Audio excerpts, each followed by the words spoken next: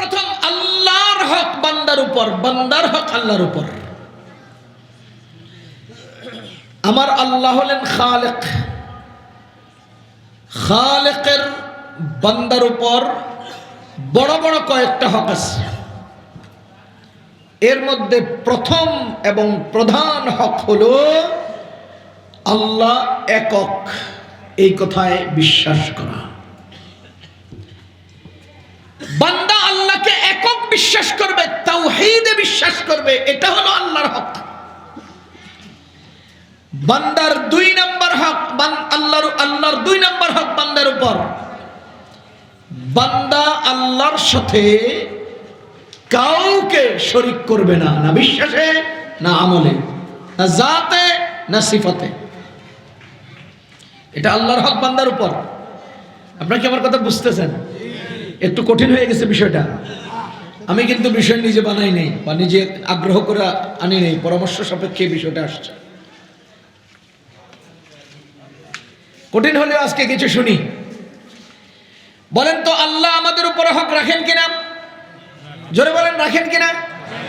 এক নাম্বার হক হলো আল্লাহর তাওহীদে বিশ্বাস করা। দুই নাম্বার হক হলো আল্লাহর সাথে কাউকে শরীক না করা। মুসলমান ভালো করে বুঝবেন, আল্লাহু আহাদ, আল্লাহ একক। আল্লাহ একক, আল্লাহর সাথে আর কোনো সমকক্ষ নাই। আল্লাহু আহাদ, আল্লাহু সামাদ, লাম ইয়ালিদ ওয়া লাম ইউলাদ ওয়া লাম ইয়াকুল লাহু কুফুয়ান আহাদ। এটা হলো আল্লাহর হকের এক নাম্বার হক। আল্লাহ একক, আল্লাহর সমকক্ষ আর কেউ নাই। আল্লাহ ছাড়া ইবাদতের উপযুক্ত আর কেউ নাই। আল্লাহ ছাড়া ক্ষমতাওয়ালা আর কেউ নাই। আল্লাহ ছাড়া রিজিক দাতা আর কেউ নাই। লা ইলাহা ইল্লাল্লাহ। লা ইলাহা ইল্লাল্লাহর অর্থ কি? যেহেতু এখানে লা নফি জিন্স, এই লা নফি জিন্স ইলাহ এর সামগ্রিক জিন্সকে নফি করে, সুতরাং লা ইলাহা ইল্লাল্লাহর অর্থ হলো কুদরতের ক্ষেত্রেও আল্লাহ ছাড়া কোনো কুদরতওয়ালা নেই। ইজ্জতের ক্ষেত্রেও আল্লাহ ছাড়া কোনো ইজ্জতওয়ালা নাই। ক্ষমতার ক্ষেত্রেও আল্লাহ ছাড়া ক্ষমতাওয়ালা আর কেউ নাই।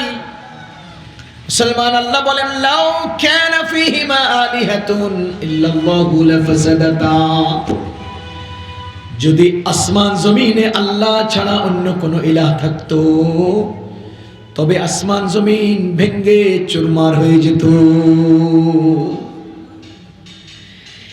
লা ইলাহা ইল্লাল্লাহ, আল্লাহ ছাড়া কোনো মাবুদ নাই। লা ইলাহা ইল্লাল্লাহ, আল্লাহু আহাদ, আল্লাহ একক।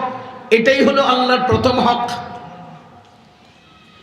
দুই নাম্বার হক, আল্লাহর সাথে কাউকে শরীক করা যাবে না।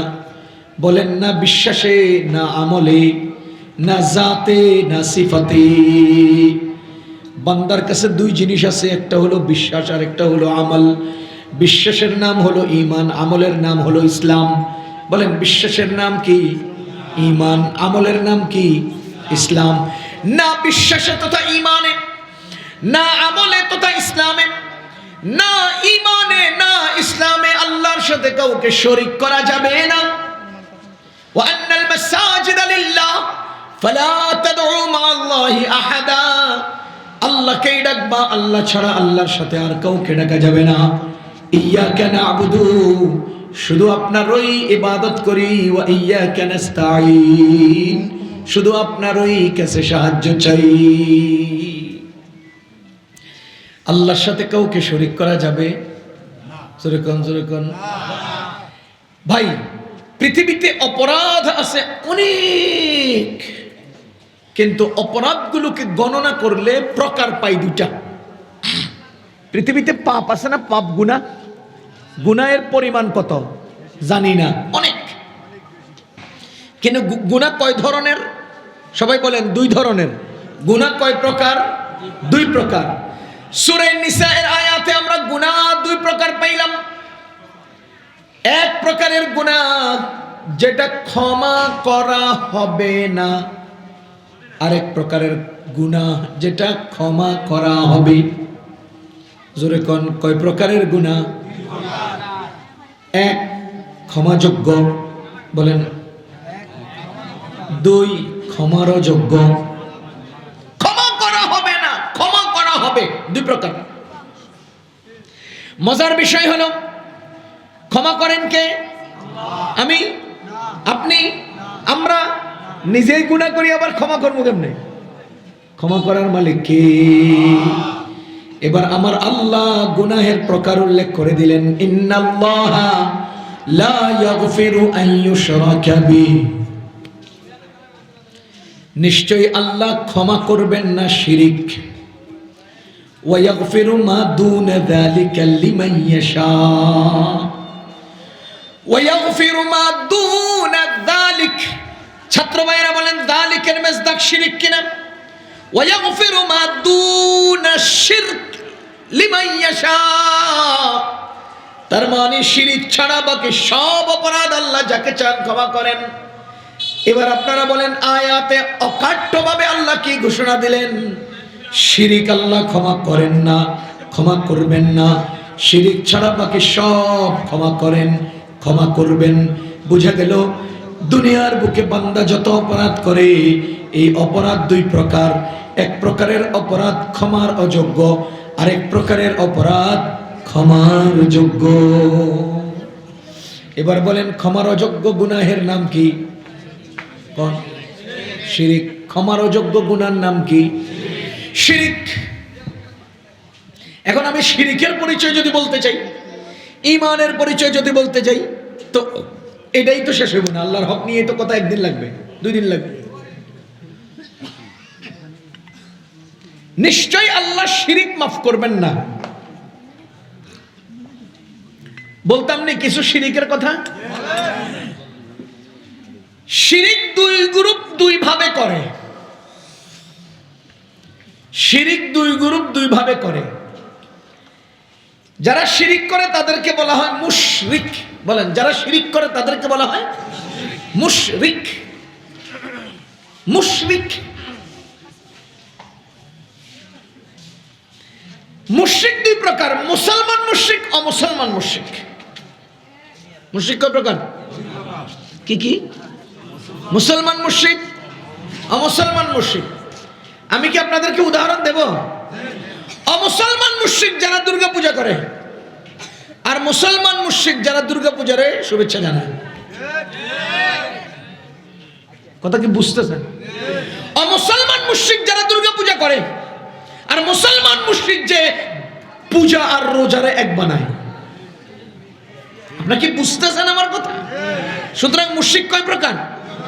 এক, মুসলমান মুশরিক। দুই, অমুসলমান মুশরিক। অমুসলমান মুশরিক মূর্তি পূজা করে, আর মুসলমান মুশরিক পীর পূজা করে। মুসলমান মুশরিক মূর্তি পূজা করে, মুসলমান মুশরিক কবর পূজা করে। আপনাদের সমাজে কবর পূজা করে এমন মুসলমান মুশরিক নাই? বাবার পূজা, বাবা, ও বাবা, বাবা পূজা, এ মুসলমান মুশরিক। এক গরুর গোশত খায়, এ মসজিদের সভাপতি হয়, এ ঈদগাহের সামনের কাতারে দাঁড়ায়, এ বাজারে দোকানদারি করে, এ মুসলমানদের নেতা হয়, এ নির্বাচনে ভোটে দাঁড়ায়, কিন্তু এ মুসলমান অথচ মুশরিক। অথচ কি মুশরিক নাই? এরকম লোক দেখাই দিতাম, নাম ধরে কইতাম। যত মাজারপন্থী আছে সবগুলো মুসলমান মুশরিক। যত হিন্দুদের ভোট পাওয়ার জন্য হিন্দু পূজা করে সবগুলো মুসলমান মুশরিক। সবগুলো কি মুসলমান মুশরিক। সব হাসা কথা কোন যাব না, কারণ আমনাগো গায়ে লাগবো, গায়ে লাগবো। আমার আল্লাহ বলেন, শুনেন, আমার আল্লাহ বলেন ইন্নামাল মুশরিকুনা নাজিস, নাজাস, নিশ্চয় মুশরিকরা নাপাক। ইন্নামাল মুশরিকুনা নাজাস, নিশ্চয় মুশরিকরা নাপাক। বলেন মুশরিকরা। এবার মুশরিক মুসলমান হলেও নাপাক, অমুসলমান হলেও নাপাক। মুসলমানরা, মুশরিকরা কি? জোরে কোন মুশরিকরা কি? এবার যদি আপনাদের কোনো মুসলিম নামধারী রাজনৈতিক দল কোনো অমুসলমান হিন্দুকে তাদের নেতা হওয়ার জন্য নির্বাচনের নমিনেশন দেয়, তো আমি কি বুঝতে পারি যে এই মুশরিকরে নমিনেশন দিয়ে মুসলমানের নেতা বানাতে চায়? খোদার কসম, শরীয়তের বিধান হলো নাপাক বস্তু দিয়ে ঢিলা করা জায়েজ নাই, নাপাক বস্তু দিয়ে ঢিলা করা জায়েজ নাই, পেশাব করার পরে গোবর দিয়ে ঢিলা করা জায়েজ নাই, পায়খানা করার পরে গোবর দিয়ে ঢিলা করা জায়েজ নাই। আমার আল্লাহ বলেন মুশরিকরা নাপাক, অথচ তোমরা ইসলামী রাজনীতিবিদ, তোমরা হিন্দুদেরকে নমিনেশন দিয়ে মুসলমানদের নেতা বানাও। যেই মুসলমান হিন্দু দিয়া ঢিলা করে না, তুমি সেই মুসলমানরে মুসলমানের নেতা বানাইবা কেমনে? কথা কোন? কোন মুশরিক দিয়ে আমরা ঢিলা করাও জায়েজ নাই। মুশরিকরা কি নাপাক দিয়ে ঢিলা করা? এই তাইসুরুল মান্তিক পড়ছেন ছাত্র আছেন এনে? এই মেরকাত পড়ছেন, শরীয়ত তাহজিব পড়ছেন, কোন ছাত্র আছেন? বলেন হদ্দে অসৎ ফেলে দিলে নতিজা আসে না? মুশরিকরা নাপাক, নাপাক দিয়ে ঢিলা করা জায়েজ নাই। নাপাক নাপাক শব্দ বাদ দিলে মুশরিক দিয়ে ঢিলা করা জায়েজ নাই, নতিজা এটা না? তাইলে কি দাঁড়াইলো? মুসলমান মুশরিক দিয়ে ঢিলা করা জায়েজ নাই, সেখানে মুসলমান মুশরিকরে নমিনেশন দেয় কেমনে? এই মুসলমান মুশরিক দিয়ে ঢিলা করা জায়েজ নাই, তোমাদের হাসিনা সেই মুশরিক মুদির আঁচল তলে ঢুকলো কেমনে? আল জিনসু ইয়ামিলু ইলাল জিনস, নাপাক নাপাকের দিকে আকৃষ্ট হয়। আল জিনসু ইয়ামিলু ইলাল জিনস কইলে গায়ে লাগে। আমার এখানে কানের মধ্যে খোসা দিয়ে কয় এদিকে একটু কম কইেন, আর আমার আদত হলো যেদিকে কম কইতে আমি এদিকে একটু বেশি কই, এদিকে একটু কম কইেন। 16 বছর পর্যন্ত তোরা আরেকজনের বাপের বাপ বলাইতে বলাইতে গালে দিয়ে ফানা ছুটে ফেলাইছস। কথা কন? তখন মায় কইছে বাপে বলে বাপেরও ছাড়ে না, হাসিনা কইছে না বাপ বাপরেও ছাড়ে না। আমাদের এই হাসিনার পাপে বাংলাদেশের সব শেখ মুজিবের কল্লা ফালাই দিছে, তার মানে পাপ বাপের কল্লা ভেঙে দিছে। কথা তো ঠিক, কথা তো ঠিক। ও মুসলমান, কোন হিন্দু আমার পক্ষে আসতে পারে না, কোন হিন্দুর তোয়াজ আমি করতে পারি না, শিরিক আমি করতেও পারি না, শিরিকওয়ালাদেরকে আমি সাপোর্টও করতে পারি না। খোদার কসম, আমার আল্লাহ যেই অপরাধ ক্ষমা করবেন না বলে আয়াত নাজিল করে ঘোষণা দিয়েছেন, তুমি তাদের ভোট পাওয়ার জন্য তাদের পূজায় শুভেচ্ছা জানাও, তাদেরকে তোমরা রোজার পূজা একাত্র কইয়া নিজে শিরিকের মধ্যে যুক্ত হয়ে যাও, আল্লাহর কসম সে তোমাদেরকে ভোট দিবে না। আমি জিজ্ঞেস করতে চাই, কয় হাজার টন ইলিশ মাছ খাওয়াইলে হিন্দু গো ভোট পাওয়া যাবে? কয় হাজার টন ইলিশ মাছ খাওয়াইলে হিন্দুদের মন পাওয়া যাবে? আমার আল্লাহ বলেন লাউ আনফাকতা মা ফিল আরদি জামিআন মা আল্লাফতা বাইনা কুলুবিহিম, পুরা দুনিয়া খাওয়াইলেও তাদের মন পাইবা না। কে বলছেন এই কথা? আল্লাহ বলেছেন লাউ আনফাকতা, যদি তুমি খরচ করো, মা ফিল আরদি জামিআ, জমিনে যা আছে সব কিছু, মা আল্লাফতা বাইনা কুলুবিহিম, তাদের মনের মাঝখানে পৌঁছতে পারবা না, তাদের মন পাইবা না। মিয়া মন পাইবা না। সুতরাং চেতনা লালন করো, ওসমান হাদির চেতনা লালন করো, সাম্রাজ্যবাদ বাংলাদেশে প্রতিষ্ঠা হতে দেওয়া হবে না, হিন্দুত্ববাদ বাংলাদেশে প্রতিষ্ঠা হতে দেওয়া হবে না, সার্বভৌমত্ব গিলে খাওয়ার সুযোগ দেওয়া হবে না। বাংলাদেশ ইসলামের দেশ, মুসলমানদের দেশ। ইংরেজ খেদাও আন্দোলন মুসলমানরা করে এসে এই দেশকে ইংরেজ মুক্ত করেছেন। এরপরে 47-এর পরে 71-এ আবার বাংলাদেশ হয়েছে। 47 ভুলে 71 তুমি গ্রহণ করবা হবে না, 71 ভুলে তুমি 24 গ্রহণ করবা হবে না, প্রত্যেকটাই একটা আরেকটার সাথে যুক্ত। সুতরাং আমরা 47-এ ব্রিটিশ দৌড়াইছি আমরা ইসলাম নেওয়ার জন্যে, আমরা আবার 71-এ পাকিস্তান সরিয়েছি আমাদের ইসলাম টিকানোর জন্যে, কোনো হিন্দুদের দালালি করার জন্যে না। ইন্নাল্লাহা লা ইয়াগফিরু আন ইউশরাকা বিহি ওয়া ইয়াগফিরু মা দুনা যালিকা লিমান ইয়াশা।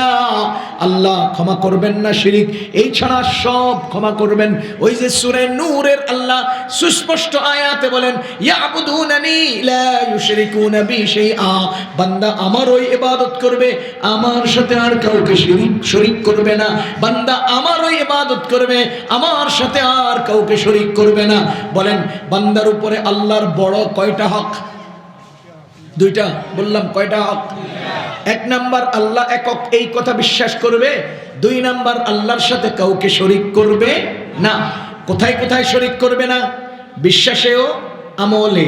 বলেন বিশ্বাসেও আমলে, জাতেও সিফাতে। জাতেও শরীক করা যাবে না, সিফাতেও শরীক করা যাবে না। অনেকে বলে না যে উপরে আল্লাহ, নিচে আমনে, এটা শিরিক। এটা কি শিরিক?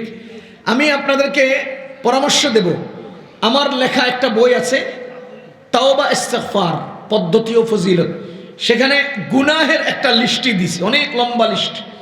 আল্লাহ কোনগুলোতে লানত করেন, কোন গুনাহ আল্লাহ মাফ করেন না, কোন গুনাহগুলোর জন্য রাসূল সাল্লাল্লাহু আলাইহি ওয়াসাল্লাম লানত করেছেন, ইত্যাদি ইত্যাদি। তাওবা কিভাবে করব, ইস্তিগফার কিভাবে করব, এইভাবে।